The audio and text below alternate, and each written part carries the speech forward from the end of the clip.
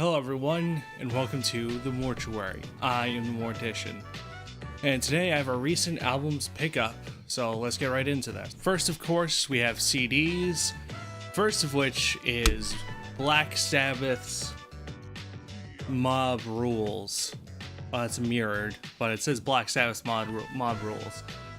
If you're not familiar with Black Sabbath's Mob Rules, it's I think it's the first record of Black Sabbath's that Ronnie James Dio actually sang on, and then the next one being Heaven and Hell.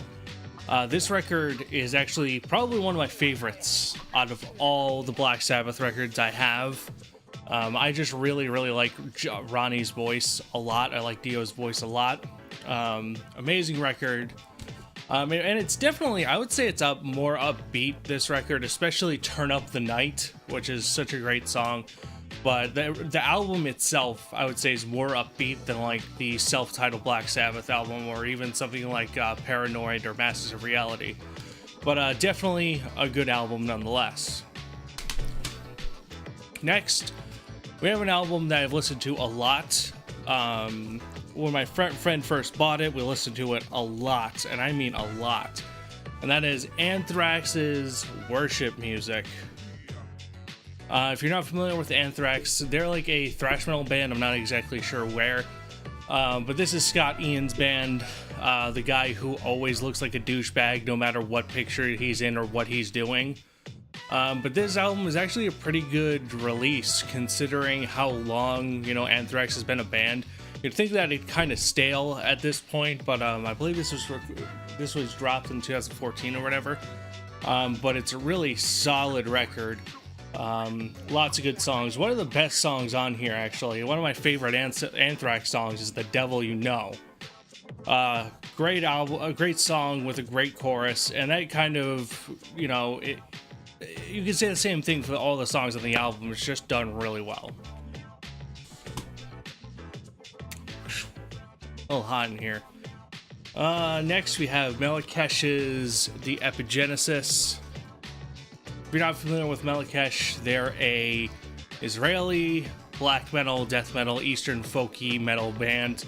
They sing a lot about, I would say it's a lot of Babylonian stuff, which is really neat. This album is pretty awesome. It's probably the longest album I think I have here, other than I think one, and it definitely feels that way. It's a good, solid record, don't get me wrong. I really like it, but I'm not going to pretend that this record doesn't overstay its welcome a little bit. Towards like the last song, A Greater Chain of Being, which is the song right before the Epigenesis, that song goes on a little bit too long, and a lot of these songs are about like 5 minutes-ish, maybe a little bit more. Still really good. I picked it up for like $2, so like it's great for the price. Definitely a good album. Just if you're one of those people who can't stand a longer album, you might want to stay away from this, but I would still give it a shot anyway because it is really good, and it's supposedly really cheap. It has a low resale value. So now we get into vinyls. First vinyl we have here is Atheist's Piece of Time. If you're not familiar with Atheist, they are a technical death metal band, and what could probably be considered the first technical death metal band. I've looked up on the Wikipedia and whatnot, and I can't find a single one older than these guys. The only other person who might have been around just as long, or maybe a little bit longer, is Cynic. But this album fucking rips. The bass on this record is what really gets me. The bass lines, even like the opening bass solo, is just amazing. These guys really tear it up on this record. And of course, I'm going to show you the record. Nothing too spectacular, just like a opaque green color. But I still think it's worth showing just because, I like to show off colored vinyls. Next, we have Opprobrium. Oh man, everything is backwards. I might have to like flip this fucking video. But this is Opprobrium's Serpent Temptation. Almost forgot the name of the record there.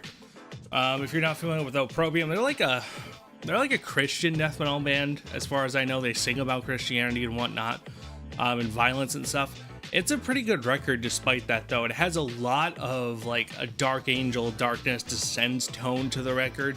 which is really, really awesome because I really love that record. And despite being like a Christian-esque band, they actually tear it up, because like there are only a few Christian bands that I actually like Tester and these guys, because I feel like a lot of it is just like boring or bland or whatever, but these guys are pretty freaking awesome, so definitely recommend this one. I think this is just black. This is indeed just black. They drive me up a wall. The thing I loved about the Dr. Octagon record was like it had a track on top, so it would just like you could just slide it in, and that little top extra piece of paper there would just guide it the whole way through. Not a lot of records have that for whatever fucking reason. Next, we have Immolation's Here and After. I've really gotten into Immolation lately. If you guys follow me on Instagram, you would know that, which, by the way, Instagram is going to be like up here somewhere. And I definitely recommend you guys follow me if you enjoy the recent album pickups, because you'll see these records before I talk about them. And a lot of times I actually take videos, so you'll actually hear a little bit of the record. So, but anyway, getting back to Immolation, this is probably the record that made me want to keep buying Immolation records. Majesty and Decay left a sour taste in my mouth. It's meh, but like this album just fucking crushes. It's an unrelenting masterpiece of death metal. Some of the riff work on this is absolutely amazing. It actually came with a poster too. I don't know if I can get this in shot. Oh, it's right there. Let me get a little bit closer here. Oh, I got my finger over it. We can do this. I got this.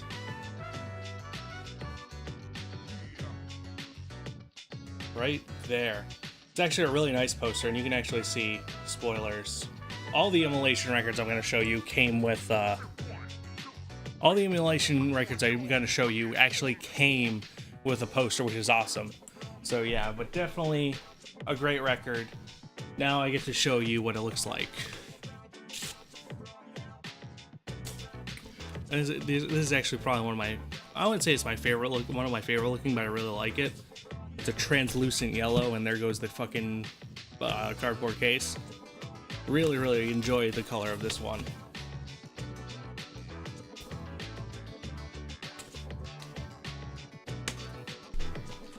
And even this one has an overreaching piece of paper, so that acts as a track.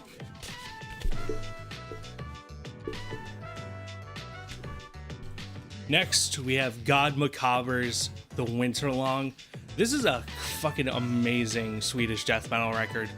It actually features, I can't remember if it's the guitarist or the vocalist of At the Gates. This is what I guess it's like At the Gates before At the Gates. It's not mellow death though, but it's an awesome record. It's really reflecting the lights hardcore, but it's a great record. There's not too much to say about it. It's pretty standard death metal for the most part, but it's such a great record. You owe it to yourself to listen to this if you like death metal. I can't remember what this one looks like. This is also black, is it not? Yeah, this is black, so there's nothing to show here. Next, we have Immolation's Failures for Gods. This is awesome. Pretty much, I can't say, a lot of Immolation's records share the same sound in that they're just trying to be unrelenting riff machines and, you know, blast beat machines. But this record is pretty awesome as well. There's, once again, I can't really say anything different about them because I actually have 3 Immolation records. I might not even talk about the other one. I might show you the record, but basically, if you heard one Immolation record, you pretty much heard them all. But they're all great. There's not really too much to expand. There's not really an album by Immolation that's like more melodic than others or like has more solos or whatever. They pretty much have a standard formula that just works. So like, there's no reason to change it, but solid record. And let's just get the last one out of the way. Once again, I'm just gonna show you the record. This is probably their most highly rated record. Is a world close. What was it? Close to a World Below. This is probably the one that like a lot of people hold up as like the standard for immolation records. So if you were gonna listen to any of like, I would actually kind of agree with this. If you're gonna listen to any of these 3 records, it's either this should be on your list, Close to a World Below, or Here and After. These 2 records really slay and are really awesome. Next, we have Necrophobic's Womb of Lilithu. This is, if you're not familiar with Necrophobic, they're a blackened death metal act from Sweden. I don't know exactly where in Sweden. But this fucking record is actually really, really awesome.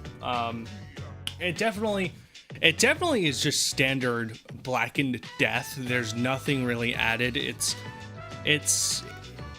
is what it is the best way I can describe it. There's nothing special done here, but it's a good record. That's all you can really say about it, considering that once again it's just a really standard Black and Death record.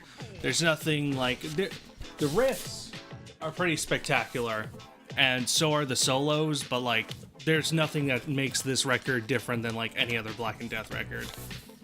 But the vinyl looks awesome. I always love splatter vinyls. I think they're my most favorite looking vinyls. Now, if you'll excuse me for a half hour while I try to put this back in. All right, now it's time for the last one. Rotting Christ, Alo. I actually saved this for last because I think I have the most to say about it out of all of these. This is a pretty good record. I want to put this down because it's just gray. It's just gray. There's nothing special here, so I'm just gonna put this down. I bought this because I really like Theognia, and this was the record immediately after that. I was expecting more of what I got from Theognia, but actually it's more of a toned down sound.